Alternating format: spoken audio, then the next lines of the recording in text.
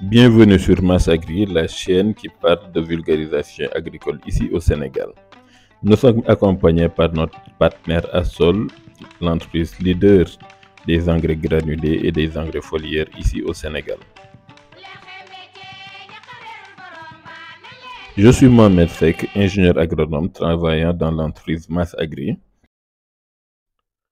Nous allons parler aujourd'hui du rapport C sur N, c'est-à-dire du rapport carbone-azote dans le sol. Un déséquilibre entre la quantité de carbone et d'azote dans un sol agricole entraîne une perturbation plus ou moins importante de ces cycles. Le rapport carbone-azote permet d'avoir une idée de l'équilibre entre le carbone et l'azote dans un milieu, de prévoir l'évolution de la matière organique et de juger de l'aptitude de la matière organique à se décomposer plus ou moins rapidement dans le sol. Il a été observé que 4 grammes d'azote permettent de décomposer 100 grammes de carbone. Un rapport C sur N faible, c'est-à-dire inférieur à 15, signifie qu'il y a une quantité importante d'azote dans le sol ou bien une quantité de carbone trop faible.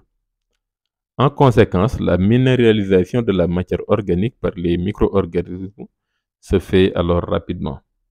Un rapport carbone-azote élevé, c'est-à-dire supérieur à 25 au contraire, signifie qu'il n'y a pas assez d'azote ou bien trop de carbone et que par conséquent, la minéralisation du carbone se fait lentement.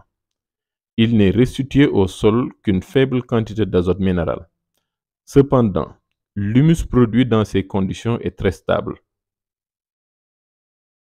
Ce sont les micro-organismes qui dégradent la matière organique du sol. Or, pour ce faire, ils ont besoin d'azote.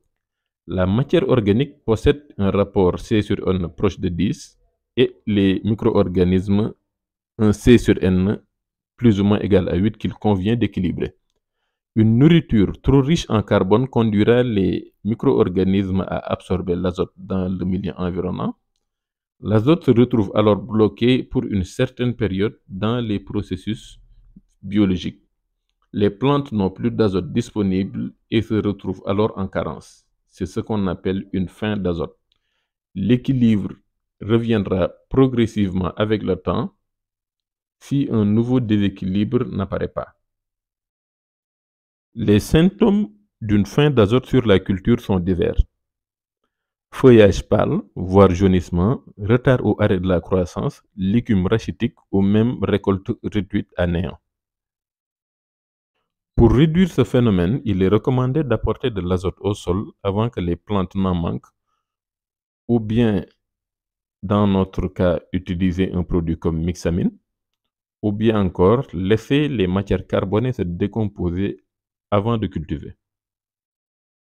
Une nourriture trop riche en azote nécessite de grandes quantités de carbone lors de sa décomposition pour être décomposée sous forme d'humus. Ce phénomène provoque la minéralisation totale du carbone du sol. Le surplus d'azote entraîne alors l'appauvrissement du sol en carbone et en matière organique et la pollution des sols au nitrate. Le tableau que nous vous présentons donne le rapport carbone-azote de différentes matières organiques. L'azote est considéré à l'unité, c'est-à-dire 1. Pour l'urine, le carbone est de 1. Les poudres de sang, la valeur varie entre 3 et 8. Les déjections ou fesses, de 5 à 10. Le rapport pour les légumes est de 5 à 10. Pour la fiente de volaille, elle est de 10. Pour la tonte fraîche, elle est de 10 à 15. Les déchets de cuisine, 25. Le compost, entre 10 et 20. Nous avions déjà présenté l'engrais foliaire Mixamine.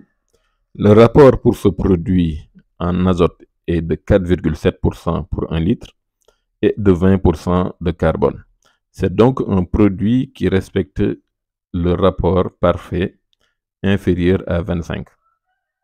Pour déterminer le rapport carbone-azote, nous vous recommandons de faire une analyse de votre sol.